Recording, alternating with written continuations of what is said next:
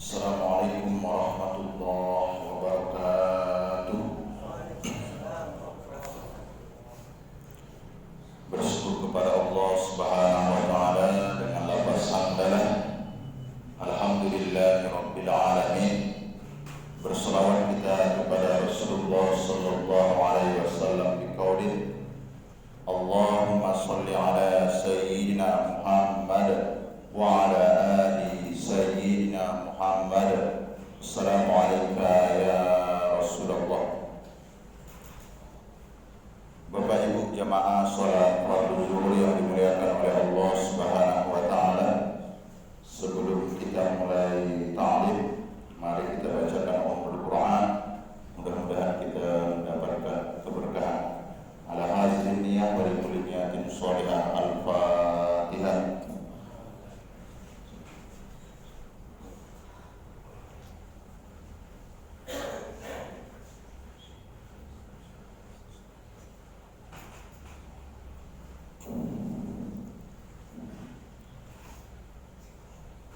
Pada pertemuan ini kita sedikit mereview, mengulang kembali, yaitu mengenai riba fadl.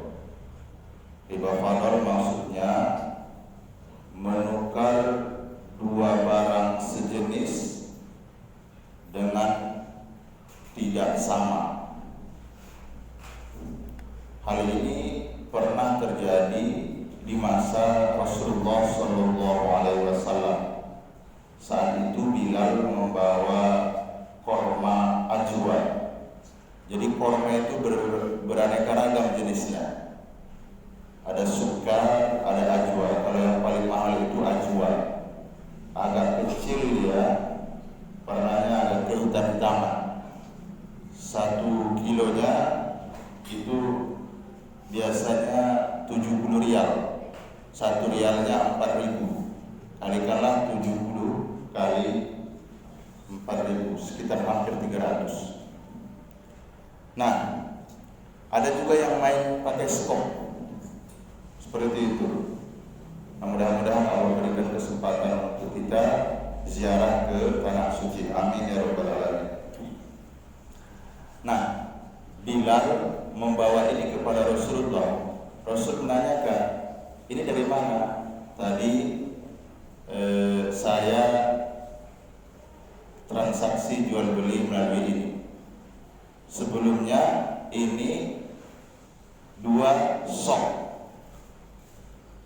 ditukar ke ajwa menjadi 1 sok. 1 sok itu 4 mud. 1 mud itu 7 ons setengah. Nah, mungkin Bapak bisa mengingat kembali, kalau misalnya seseorang tidak melaksanakan ibadah puasa, ditunggu 1 tahun, tidak juga diganti, maka kewajibannya mengganti dan membayar fidyah. Fidyahnya per hari 1 sok. 1 sok itu 7 ons setengah. Berarti 7 ons setengah kalikan 4, berarti sekitar 3 kilo. Nah, Rasul sampaikan ke Bilal, Bilal, yang ini riba. Balik lagi ke sana. Terus caranya, kalau mau ini menjadi halal, caranya kurma yang ada sama kamu 2 sa, jual aja sama dia. Setelah itu, setelah kamu peroleh uangnya itu dibelikan ke ajwa. Seperti itu. Ingat, benda ribawi hanya 6 saja: emas, perak, gandum halus, gandum kasar, kurma, garam. Nah, kalau kasuistiknya di kita kayak mana nih Pak Ustadz? Jadi gandum halus, gandum kasar, kurma, dan garam ini dikiaskan ke makanan pokok, misal beras. Ini sering terjadi ini. Terkadang karena pedagang tidak paham, dia anggap sah-sah saja. Kenapa barter? Contoh, ada bantuan raskin untuk masyarakat, bulog.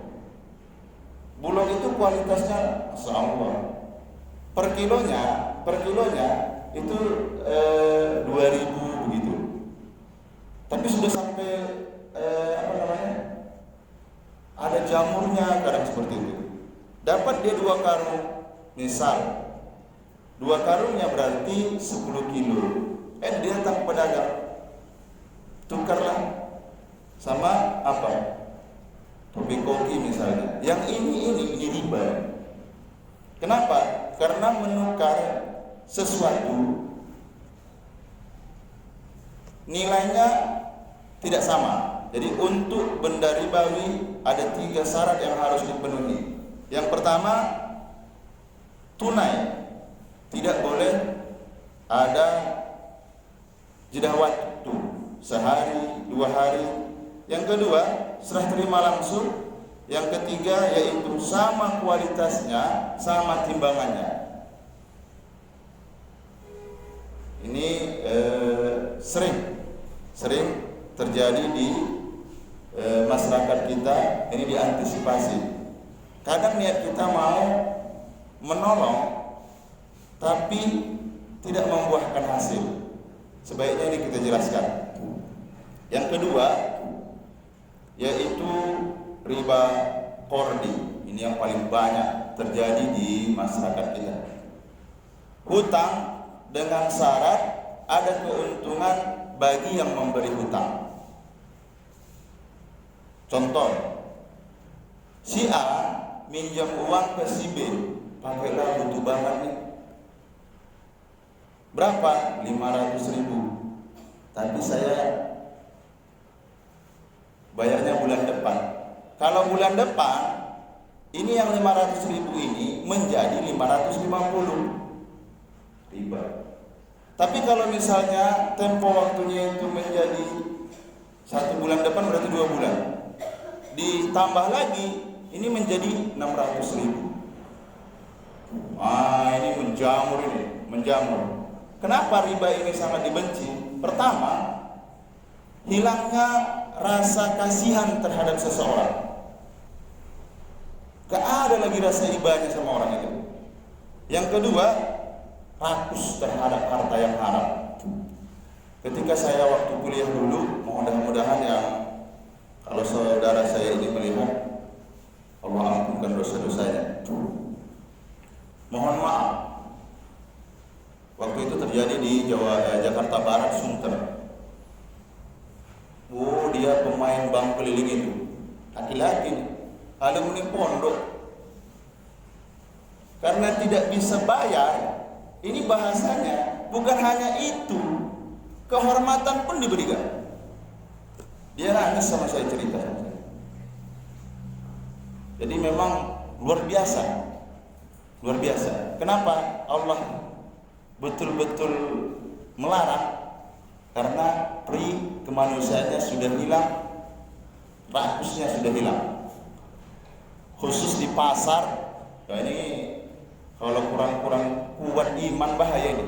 Pak Ustadz, kalau kami nanti minjam misalnya yang bernuansa syariah, ribet Pak Ustadz urusannya. Tapi kalau misalnya ke bank-bank jalan itu gampang, nggak perlu KTP. Ini bukan permasalahan kepentingan kita di sini saja. Kalau bapak makan untuk bapak hantamlah. Tapi kalau duit itu nanti bercampur, bapak bawa ke rumah, dimakan anak tidak tahu menahu. Jangan libatkan mereka untuk ini. Kalau bapak rusak gara-gara bapak, silahkan. Tapi kalau bapak rusak dan melibatkan anak dan istri yang tidak tahu menahu, bahaya.